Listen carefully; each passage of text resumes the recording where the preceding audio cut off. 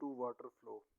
जिस time water flow कर रहा होता है तो वो अपने फ्लो के दौरान फोर्स एक्सर्ट करता है। अब जब वाटर अपने फ्लो के दौरान किसी चीज़ से जाके टकराता है तो टकराते वक्त वो उस चीज़ के ऊपर कुछ ना कुछ फोर्स लगाता है। यही चीज़ बेसिकली डिस्कस की जाती है जी force due to water flow में। ये बात देखी गई है जी कि जिस टाइम वाटर फ्लो कर रहा होता है तो जो वो फोर्स एक्सर्ट कर रहा होता है वो फोर्स इक्वल होती है प्रोडक्ट, दो चीज़ों के प्रोडक्ट की इक्वल होती है। अब वो प्रोडक्ट एक होता है मास पर यूनिट टाइम और दूसरी चीज़ होती है change in velocity. So during the flow force exerted by water during its flow is equal to product of mass per unit time and change in velocity, where F is the force that is exerted by the water during its flow. It is product of mass per unit time and velocity. So according to formula, F is equal to m over t, which is mass per unit time, and where v is change in velocity. So force is product of these two quantities. Force due to water flow का formula proof किया जाएगा जी। हम suppose करते हैं कि हमारे पास water है जिसका मास m है, वो किसी भी ओरिजेंटल पाइप से फ्लो कर रहा है। इनिशियल वेलोसिटी ऑफ वाटर जो है वो लेट्स सपोज दैट वी आई के इक्वल है और ये जाकर एक वाक से जाके कोलाइड करता है, स्ट्राइक करता है। स्ट्राइक करने के बाद वाटर रेस्ट में आ जाता है तो इसकी velocity let's suppose that is equal to zero की हो जाती है। So v i is equal to v and v f is equal to zero. Initially यहाँ पर ऑब्जर्व किया जा सकता है कि वाटर किसी भी ओरिजेंटल पाइप से फ्लो कर रहा है। इनिशियली इसकी velocity let's suppose that v i की इक्वल है। ये जाकर एक वाक के साथ जाके कोलाइड करता है, स्ट्राइक करता है। स्ट्राइक करने के बाद इसकी वेलोसिटी ज़ीरो हो जाएगी जो कि इसकी फाइनल वेलोसिटी होती है। अब इनिशियल वेलोसिटी जो वाटर की थी वो वी आई की इक्वल है तो इसकी वजह से इसका initial momentum p i which is equal to m v की इक्वल हो जाएगा because v i is equal to v की है। फाइनल वेलोसिटी क्योंकि वाटर की ज़ीरो हो जाती है स्ट्राइक करने के बाद तो इस वजह से इसका फाइनल मोमेंटम भी ज़ीरो आ जाएगा। यहाँ से हम इसका चेंज इन मोमेंटम फाइंड कर सकते हैं, that is delta p is equal to p f minus p I.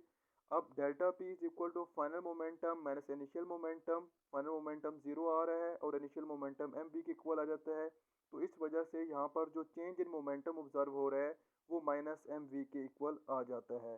So time rate of change of momentum according to Newton second law of motion in terms of momentum is equal to होता है हमारे पास force के। यहाँ से हम निकाल सकते हैं जी delta p over delta t. अगर हम दोनों साइड पे डेल्टा टी से डिवाइड करवा दें तो हमारे पास minus m v over delta t बन जाएगी, इक्वेशन नंबर वन।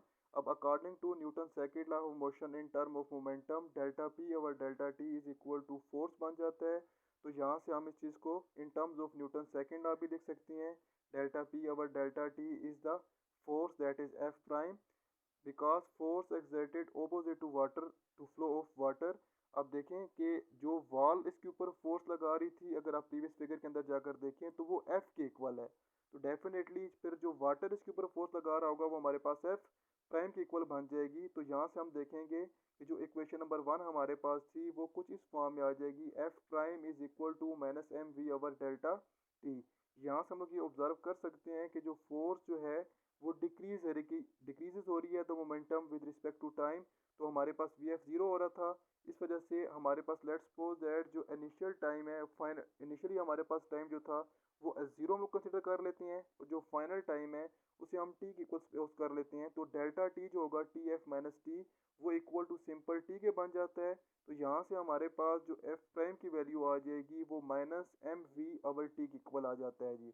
अब एफ प्राइम वो फोर्स है जो वॉल वाटर के ऊपर एक्सर्ट कर रही होगी।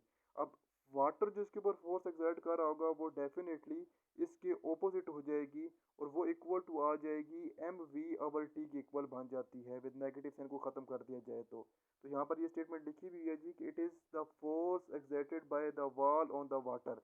एफ प्राइम वो फोर्स है जो वॉल वाटर के ऊपर एक्सर्ट कर रही थी। अकॉर्डिंग टू थर्ड लॉ तो जितनी वॉल जो है वो वाटर के ऊपर फोर्स लगाएगी उतनी ही फोर्स वाटर ने भी वॉल के ऊपर लगानी होगी, लेकिन इन दोनों की डायरेक्शन ऑपोजिट हो जाने की वजह से दरमियान में साइन नेगेटिव आ जाएगा। तो एफ प्राइम वो फोर्स है जो वॉल वाटर के ऊपर एक्सर्ट कर रही थी और एफ वो फोर्स है जो वाटर वॉल के ऊपर एक्सर्ट कर रहा था। ये दोनों फोर्सेस मैग्नीट्यूड में तो आपस में इक्वल है, लेकिन इनकी जो डायरेक्शन है वो ऑपोजिट है। तो इस वजह से F इज इक्वल टू आ जाता है माइनस एफ प्राइम के। एफ प्राइम की वैल्यू हमारे पास ऑलरेडी गिवन है minus m v over t. Minus minus से कैंसिल हो जाएगा तो F इज इक्वल टू आ जाएगा m v over t. This is the force exerted by the water during its flow.